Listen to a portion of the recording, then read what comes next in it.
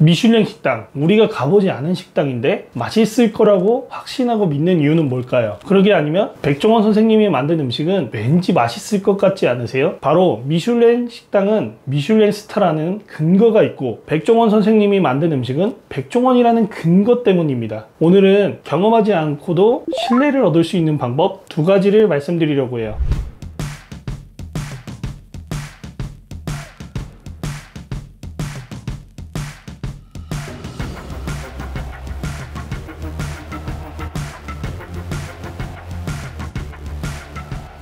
자, 첫 번째, 권위성입니다. 권위성은 일종의 그 브랜드를 믿게 만드는 행위예요. 브랜드 마케팅의 경우 바로 이 권위성을 만들기 위한 방법 중에 일부분이죠. 예를 들어 공산품이나 농축산물 가공식품 같은 경우 우리가 사기 전에 품질 인증을 하는 방법으로 KS 마크를 보는 것, 그리고 음식점에 가기 전에 이 음식점이 괜찮은 음식점인지 판단하는 기준, 별점 이런 등이 있죠. 음식점 별점의 경우는 1점 한 번만 받는 것만으로도 고객들은 우리 매장을 보는 신뢰감 그리고 권위성이 떨어져 구매율이 굉장히 줄어들게 만듭니다. 그래서 자영업 대표님들이 별점 하나하나에 신경 쓰고 관리할 수밖에 없는 거예요. 그리고 기업은 이 권위성을 친근한 이미지를 선호합니다. 그래서 가격이 싼 과자나 아이스크림 이런 것도 이 친근한 브랜딩의 이미지를 심기 위해서 친근한 연예인을 활용하는 거예요. 그리고 광고를 찍습니다. 레스토랑 주변에서 주방복을 입는 것, 그리고 홀의 매니저는 홀 복장을 입는 그런 이유도 바로 그 분야에서 권위성을 올리기 위함이에요. 하지만 예외도 있습니다. 여러분, 명품 브랜드 광고를 보시면 이해하기 어렵지 않으세요? 왜 그렇게까지 할까요? 그건 대중들이 이해하기 어렵게 의도적으로 만드는 거예요.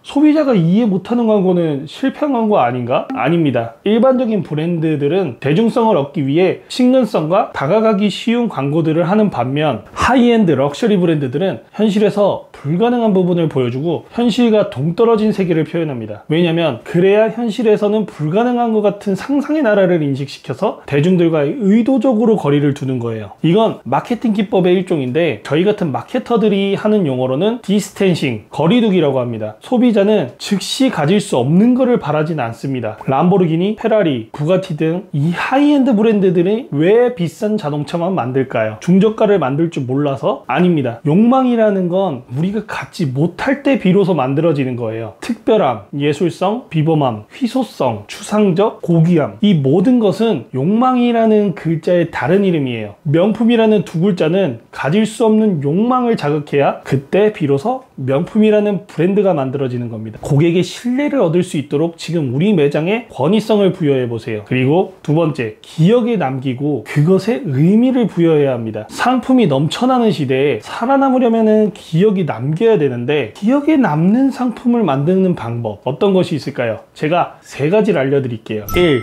고객을 선택하라. 많은 대표님들이 고객이 저렴한 가격, 즉 그러니까 저렴하면서 품질이 좋은 박리담 외식을 좋아할 거라고 생각하는데요. 소비하는 고객들은 크게 세 가지 부류를 가집니다. 1. 프리미엄만 찾는 진짜 프리미엄 고객. 2. 할인을 좋아하지만 서비스가 좋다면 비싸도 구매하는 고객. 3. 무조건 싼 것과 할인만 찾는 고객. 이 세 가지 조건의 고객들 중 가장 많은 비중을 차지하는 고객은 두 번째, 할인도 좋아하지만 서비스가 좋다면 비싸도 구매하는 고객입니다. 이 사람들의 비율은 놀랍게도 세 부류 중에 50% 이상입니다. 그런데 대부분 대표님들은 본인들의 장사가 안 되거나 상황이 여의치 않을 때 고객들 또한 3번, 무조건 싼 것과 할인만 찾는 고객이 많다고 생각을 해요. 그래서 박리담회를 합니다. 문제는 3번의 고객은 전체의 20% 정도만 차지해요. 그리고 놀랍게도 대부분 클레임의 많은 비중을 차지하는 고객 또한 3번입니다. 아주 피를 말리는 부분이죠. 영화 더 울프의 명대사죠. 고객에게 파는 게 아니라 사게 만들라고. 고객이 처한 문제를 해결하기 위해서 우리는 제시를 하는 겁니다. 그리고 고객을 선택하는 거죠. 두 번째, 오감을 자극해라. 소비자의 오감을 한번 자극해 보세요. 예를 들면 배송 상품에 포함이 되는 건데, 상품을 포장할 때 기분 좋은 걸 추가해 보는 거예요. 어떤 거냐면 제품 포장 시 향수를 뿌리든가, 그러면 그 상품이 도착해서 고객이 열면 기분 좋은 향기가 머리에 기억이 될 거예요. 그리고 또 하나, 여러분의 상품이 있다면 그 상품을 SNS에 배경음악과 함께 올려보세요. 그러면은 그 노래를 들을 것이고, 그 노래를 들을 때마다 여러분의 상품이 기억 남을 거예요. 그리고 세 번째, 의미 있는 상품으로 만들어라. 여기서 의미는 나의 정체성을 잘 나타낼 수 있느냐, 가치관, 정서를 상품의 의미로 담아내야 됩니다. 애플을 쓰면 스마일 스마트한 것처럼 요식업에서는 꼬들살이라고 불리는 덜미살이라는 특수 부위가 있는데, 덜미살이라고 단순 이름을 붙이는 것보단 꼬들거림을 강조한 꼬들살이라는 정체성을 부여해서 우리에게 더 친숙하죠. 그래서 이제는 수요가 많아지면서 꼬들살이 삼겹살보다 비싼 가격에 거래되고 있는 특수 부위예요. 여러분들의 상품엔 어떤 의미가 담겨 있나요? 요식업을 한다면 조금 더 우리의 특성을 넣어서 이 상품을 만들어 보세요.